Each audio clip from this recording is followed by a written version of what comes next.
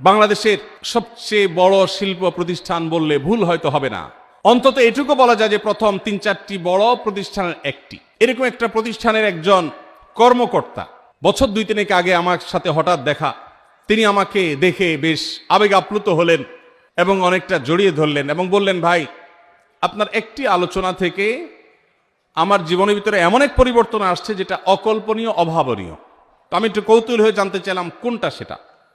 তখন তিনি বললেন, ভাই, আমার জীবনে এমন একটা রোগ হয়েছে, যেই রোগ ট্রিটমেন্ট করার জন্য দেশে বিদেশে বিভিন্ন জায়গায় গিয়েছি, কোনো চিকিৎসা এর আমি পাই নাই। শেষ পর্যন্ত আশাহত হয়ে চাকরি ছেড়ে দিয়ে, শহর ছেড়ে দিয়ে গ্রামে গিয়ে বসবাস করা শুরু করছি এবং মৃত্যুর জন্য অপেক্ষা করছি। এর মধ্যে আপনার একটা আলোচনার ক্লিপ আমার চোখের সামনে আসলো সোশ্যাল মিডিয়ায়, তো এটা শুনলাম।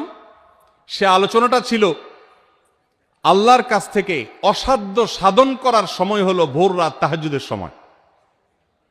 আমি এই আলোচনা পুরোটা শোনার পর ওই রাতেই আমি ঘুম থেকে উঠে ভোর রাতে তাহাজ্জুদ পড়ে আল্লাহর কাছে বুক ভাসিয়ে মন ভরে কাঁদলাম, দোয়া করলাম।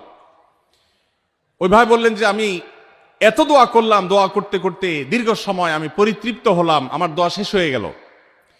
এরপর দোয়া করে শেষ করার পর ফজর নামাজের সময় হয়ে গেছে, আমার ফিল হলো, অনুভব হলো যে আমার শরীরে আর কোনো রোগবালাই এখন মনে হয় নাই।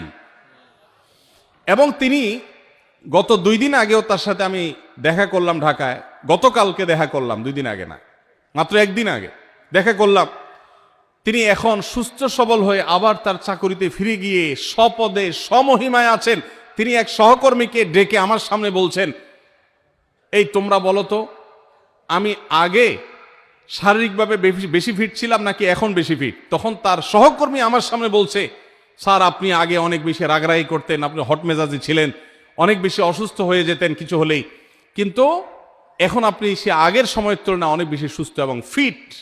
তিনি বললেন, ভাই, ভোর রাতের দোয়ার প্রভাব এত বেশি, তাহাজ্জুদের সময়ের দোয়া এত গুরুত্বপূর্ণ যে এই এক দোয়া আমার জীবনকে আমূল পরিবর্তন করে দিয়েছে।